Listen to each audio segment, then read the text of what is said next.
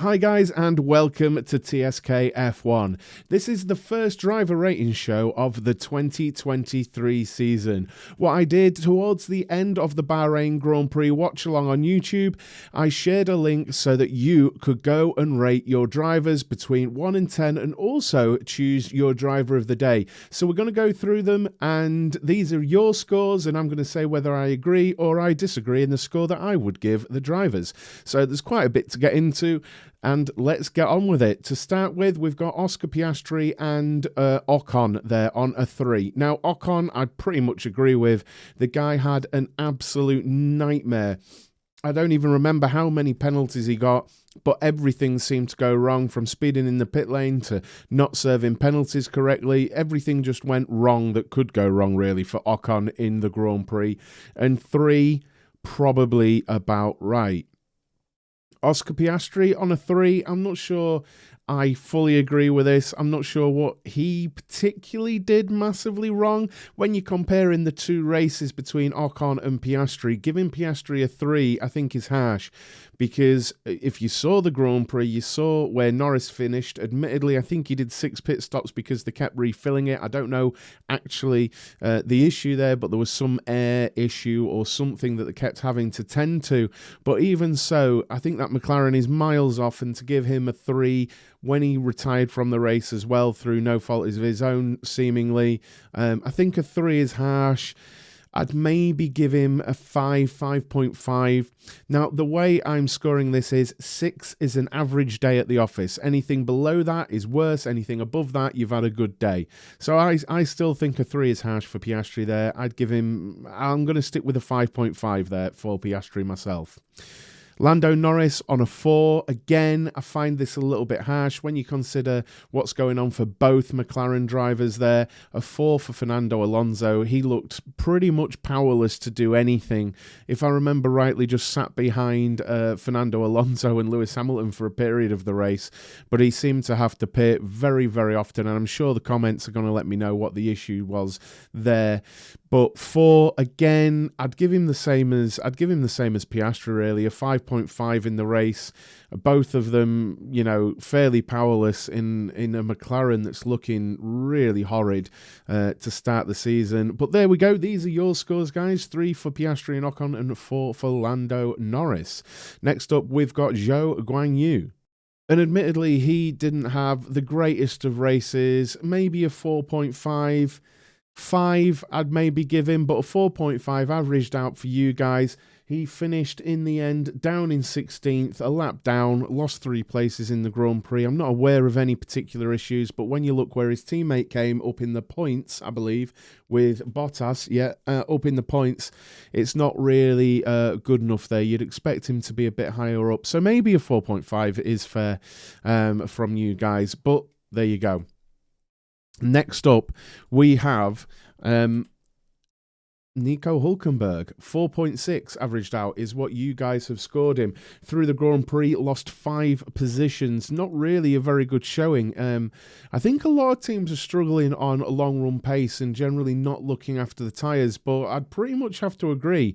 Not a great showing there from Nico. Losing 5 positions through the Grand Prix. I'm not aware of any particular issues. Actually, I think he had a new front wing. I think he got some front wing damage at the start, but even so, dropping quite a few places, especially considering his teammates started quite far behind him, and Nico Hülkenberg came in 15th place. So 4.6, probably fair. Logan Sargent. Now, this is where I'm going to disagree, I think, with the community. Logan Sargent being scored a 4.8, which I think is really, really low. He gained 4 positions in his rookie first drive, gained 4 positions in the Williams, and only finished 2 places behind the much more experienced Alex Albon. In fact, he was only 9.5 seconds over the race distance behind Albon, which I think personally is worth more than a 4.8. I'd be honestly looking up towards a 7 for that as a first race. I'm really surprised that people scored him so lowly there. Maybe there's a reason for it. Maybe people misunderstood my scoring, thinking 5 was like the middle ground, I suppose, on a 1 to 10 scale.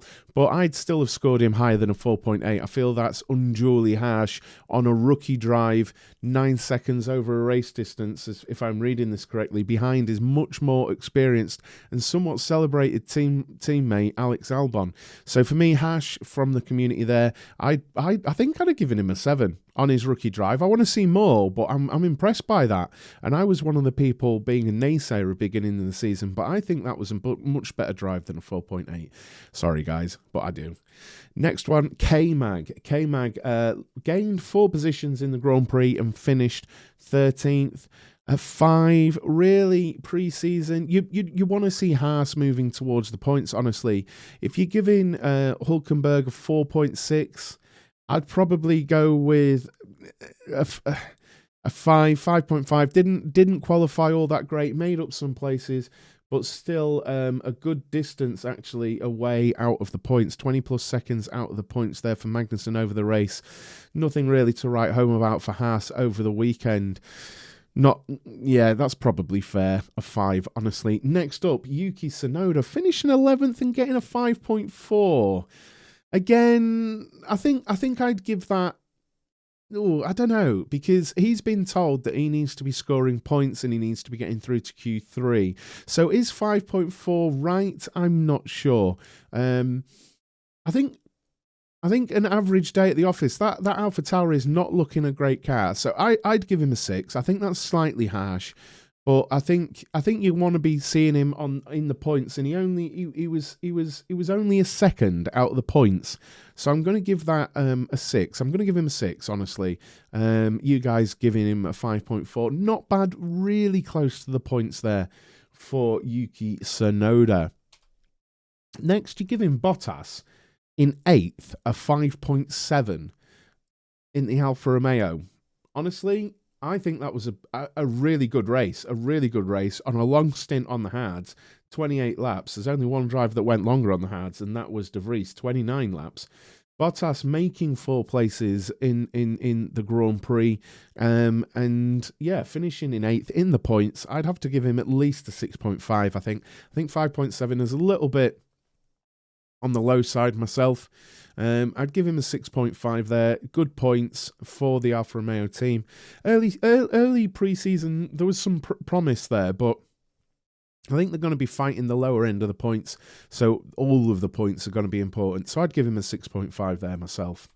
And then Carlos Sainz finishing in 4th place. He had somewhat of an anonymous race.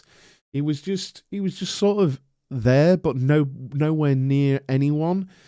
Coming home in 4th place behind Verstappen, Perez and Alonso. 5.8's about right for me, I think. I was going to say 6, so 5.8. We're about the same on there.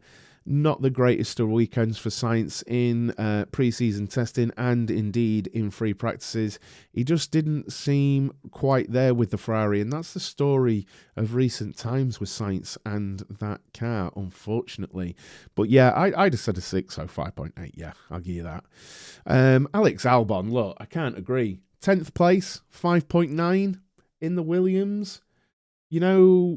It's not so long ago people were freaking out about Williams getting a point. I'm going to give him a 7 for that. I think it's a really good drive to come home in the points in the Williams. We still don't know long term where the teams are at, but look, I'm going to take it on face value. A point for Williams. Good run, drove solidly. I don't think I saw any issues. Albon made up 5 places in the Grand Prix. It's better than a 5.9 for me. I'm going to give him a 7 personally.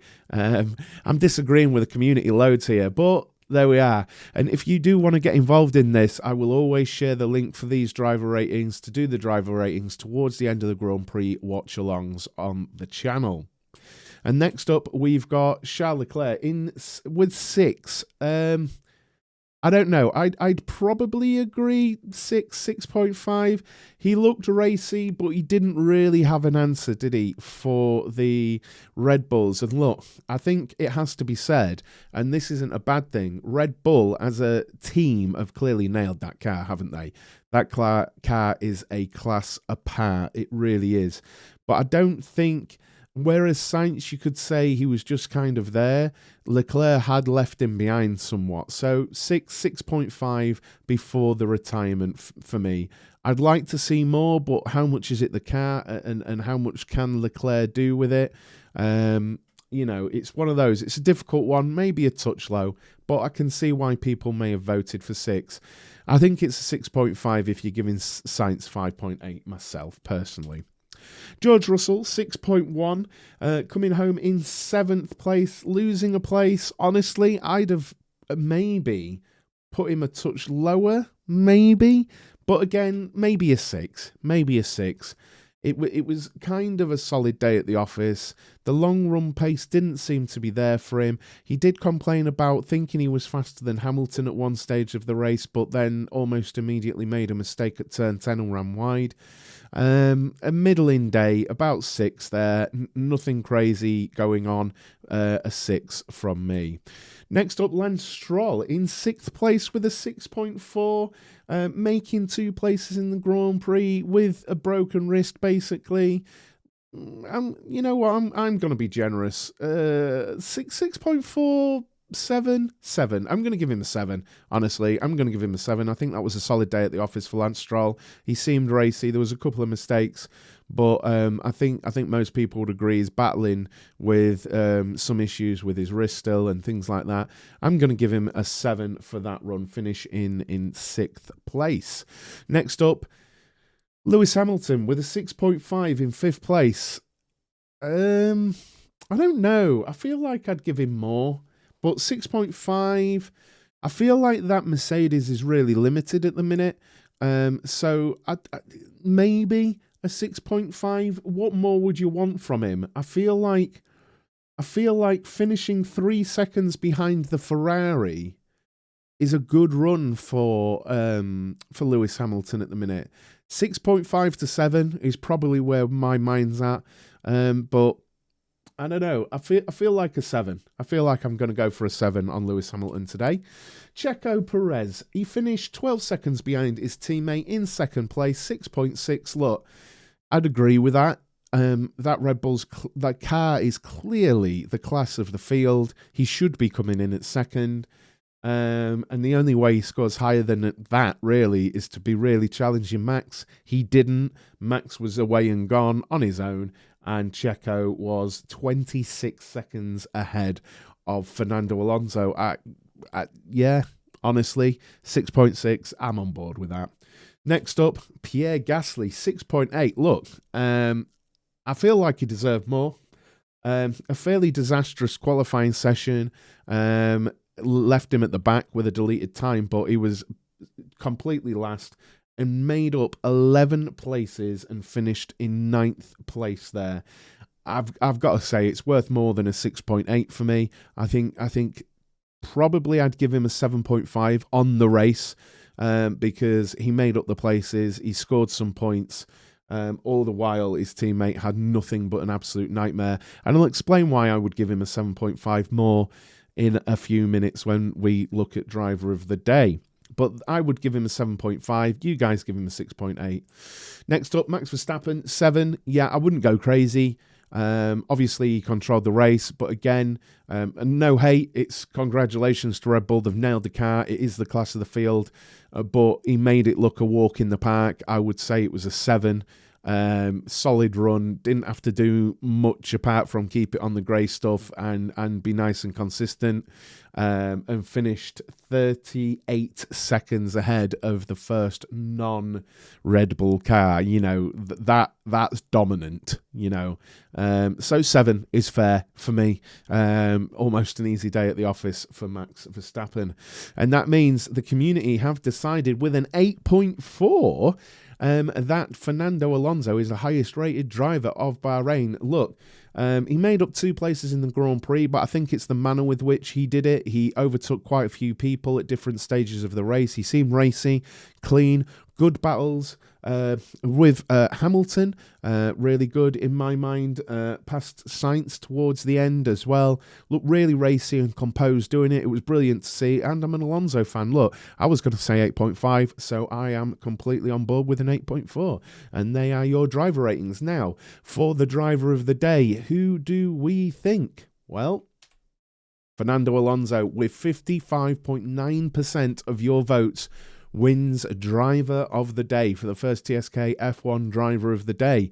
Do you agree with that? Now, the reason why I was thinking that the score for Gasly was low, because he was actually second with, I think it was 18% of the vote. So I feel like people recognised what he did but didn't score him very highly, and I'm not really sure why.